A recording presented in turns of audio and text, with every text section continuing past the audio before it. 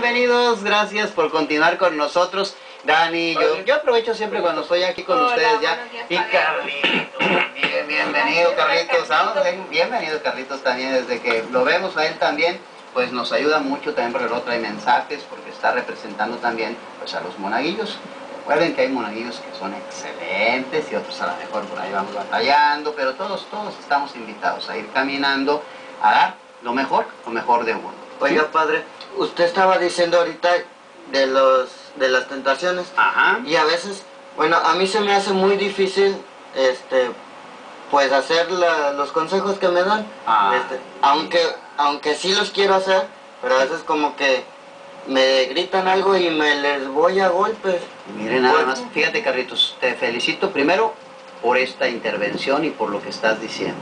Yo creo que hay actitudes cuando uno... Claro. Cuando dice, ahorita estamos hablando de las tentaciones y como bien dices, yo creo que con un San Pablo podemos ilustrar muy bien esto. Porque luego dice, yo quiero hacer el bien y termino haciendo el mal.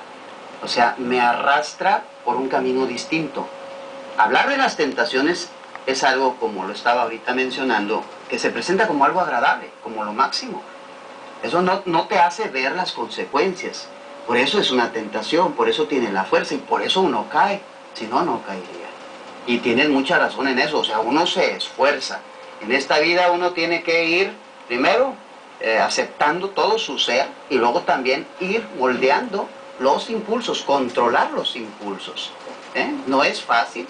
No es fácil, Carlitos, esto que tú te propones es lo que para todas las personas es un grado de dificultad muy alto, porque a veces uno, y sobre todo ahorita que estás hablando de la manera de ser de los impulsos, Carlitos, nosotros tenemos la voluntad, aunque con los animalitos compartimos los instintos, y ellos actúan por instintos, pero uno tiene la voluntad, y la voluntad jala la rienda al impulso, al instinto, y lo controla.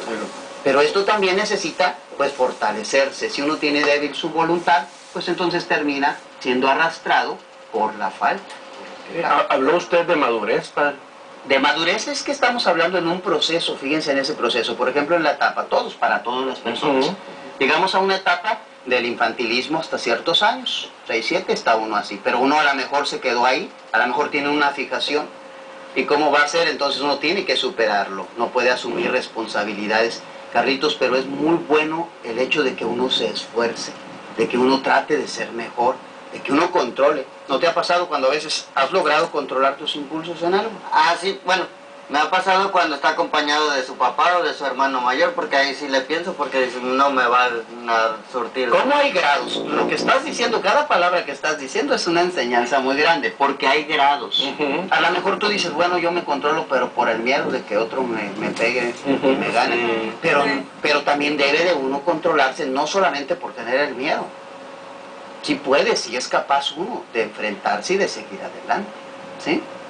O sea, hay que intentarlo, y eso que dice siempre, Dios sabe también cuando uno, por ejemplo, pues quiere tratar de ser mejor.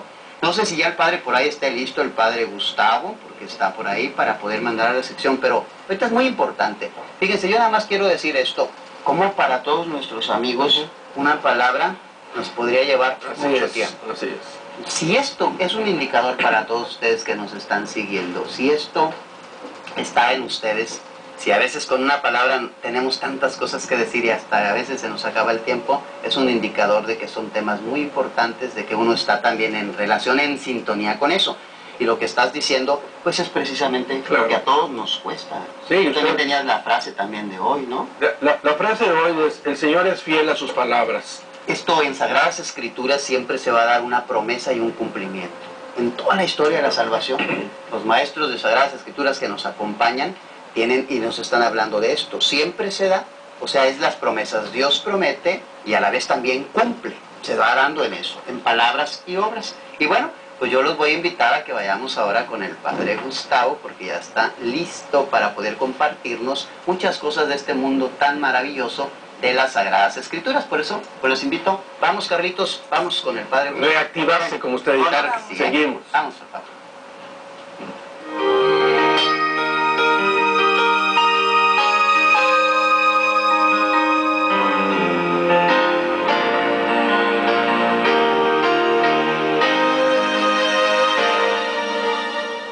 Muchas gracias, buen día, queridos hermanos, queridas hermanas.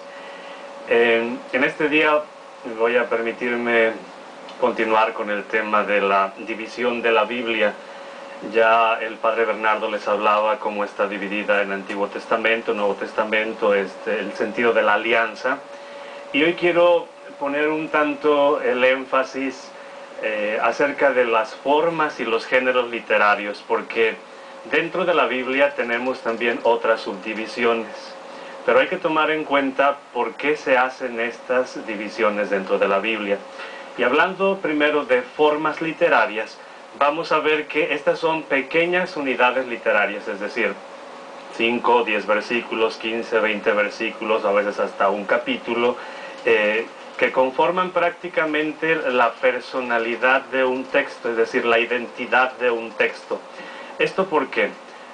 Porque en este mismo texto, en estos pocos versículos, nosotros podemos encontrar algunos aspectos lingüísticos, como son palabras, la misma sintaxis, es decir, cómo se conforman las frases en un versículo, el significado, la semántica de una palabra, qué significa una palabra en un determinado versículo, en todo el conjunto de los versículos, o en todo el capítulo, o en todo el libro que se está estudiando, y en el conjunto de las Sagradas Escrituras, además del estilo y la estructura de un texto. Esto es entonces necesario tenerlo en consideración cuando uno está leyendo un texto determinado. Necesitamos nosotros considerar entonces estos elementos que ayudan a una mejor comprensión y también a un análisis específico de lo que se quiere comprender. Recuerden que cuando uno entra en contacto con la Sagrada Escritura, ciertamente hay que tener estos aspectos científicos, pero también el aspecto de la fe y el aspecto de la vida. Pero es bueno siempre auxiliarnos de estos elementos que ayudan a ir avanzando en la profundización del misterio de nuestra salvación. Otra parte importante que debemos de tener en cuenta es el género literario. Y en el género literario se habla entonces de, en palabras a lo mejor un poquito más técnicas, de una abstracción lingüística.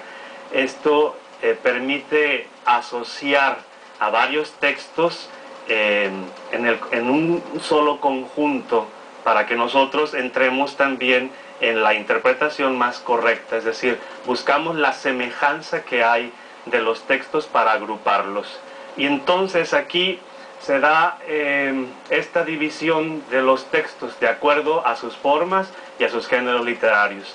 Es así como nosotros tenemos que considerar la importancia de los géneros, porque cuando uno no logra distinguir realmente qué es un género literario o una forma literaria al momento de entrar en contacto con la Sagrada Escritura, tiene el riesgo uno de cometer errores al momento de interpretarla o al momento de querer profundizarla. Por ejemplo, la expresión buen día o buenos días puede significar tal vez un deseo, el estarle deseando al otro que tenga un muy buen día. O tal vez puede ser solo una afirmación, hoy es un buen día. O como lo usamos nosotros de manera ordinaria, solo un saludo. O hay preguntas a las que no necesariamente tenemos que dar una respuesta. Por ejemplo, ¿tienes alguna goma de mascar? ¿Tienes algún dulce? Y no esperamos que nos den información de la goma de mascar o del dulce. Simple y sencillamente esperamos que nos den el dulce o que nos digan no tengo. Así es en el caso de la Sagrada Escritura. Si nosotros pretendemos leer algún texto de la Biblia y no tenemos claro cuál es la forma o el género, por ejemplo, querer encontrar una información histórica en el Cántico de Débora, en el capítulo 5 del libro de Jueces, o alguna información histórica en el Cántico del Mar, en el capítulo 15 del libro del Éxodo, o querer encontrar alguna explicación física o el funcionamiento de las ruedas de la visión del profeta Ezequiel, o encontrar una biografía exacta de Jesús en el libro de los Evangelios, pues no necesariamente vamos a encontrarla así detalladamente y no vamos a llegar a comprender el sentido original del texto, porque no es este el género literario que está considerando el autor al momento de transmitir un mensaje, porque tiene una finalidad precisa. Y es entonces así que debido a estas formas literarias y a estos géneros literarios es como se dividen algunos textos en la Sagrada Escritura. Y así entonces vamos a llegar a que En la Biblia ustedes pueden leer, pues la mayoría de las Biblias al principio de sus Biblias tienen estas divisiones del Antiguo Testamento y el Nuevo Testamento. Y se dividen de acuerdo a estas formas y géneros literarios. Es así que tenemos entonces la división del libro de los 5 primeros libros de la Biblia, que le llamamos Pentateuco, que de alguna manera también son libros históricos y narrativos. No necesariamente todo el conjunto de los textos, pero en su gran mayoría van a presentar información de este tipo. Y entonces después vamos a tener a los libros históricos, que nos dan información histórica acerca del pueblo de Israel, de cómo fue sucediendo, cómo se fueron organizando, cómo se estableció la monarquía y demás. Entonces, encontramos en el Antiguo Testamento el Pentateuco, primero los 5 primeros libros, después los libros históricos, enseguida tenemos los libros sapienciales o didácticos, y por último los libros proféticos. Y en el Nuevo Testamento también se agrupan de esta manera los libros de acuerdo a su forma y género literario. Y entonces tenemos a los Evangelios y el libro de los Hechos de los Apóstoles como los libros históricos o narrativos, enseguida los libros didácticos, que son las cartas, y por último profético o la literatura apocalíptica, que es el libro de del Apocalipsis. Es así entonces a como yo los invito a tener en consideración estas formas y géneros literarios para llegar realmente al sentido original del texto que queremos leer y comprender. Gracias.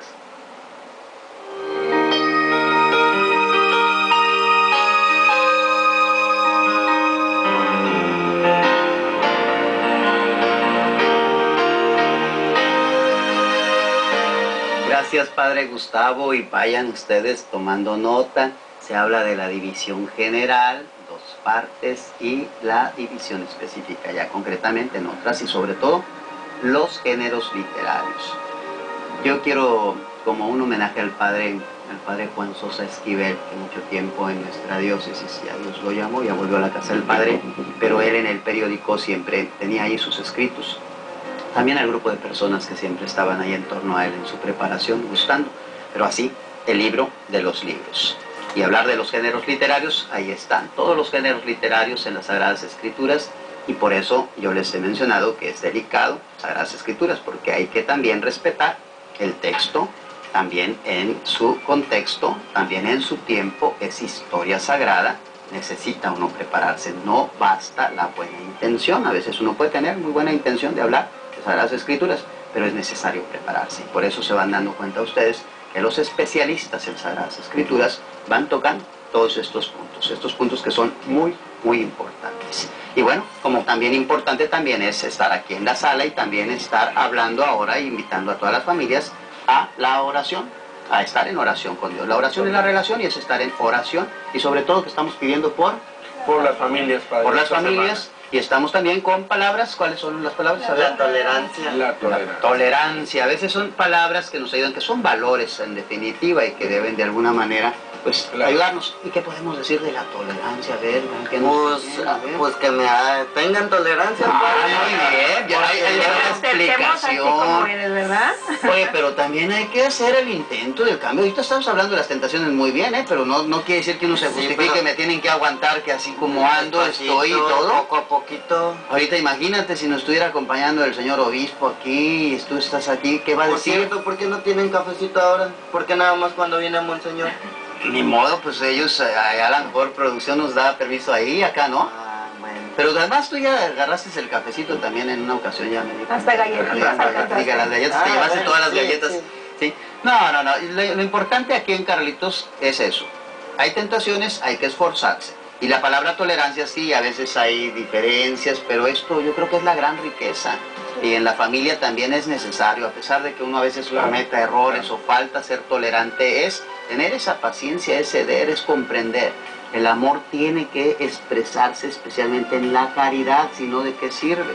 Sí. Y respetar, ¿verdad? Y respetar a también, los respetar a los demás, eso es ser tolerante. Ahorita ¿sí? lo que decía en la familia, padre, Sí. yo soy tolerante con mi mamá, Porque siempre me anda gritando de que ya me vaya para la escuela, de que ya me meta al baño y estar tolerando también. Ay, muy bien. Pues fíjate, vamos con esta riqueza, que bueno, a mí me da mucho gusto porque disfrutamos sobre todo de las palabras y con ustedes también con las personas, pero sí, siempre la finalidad es algo muy serio. Y para las familias, así como hemos hablado de la unión, de la comunicación, ahora hablamos también de soportar en la tolerancia. Y por eso, pues vamos con un pequeño corte y ahorita regresamos. Nada, con ustedes.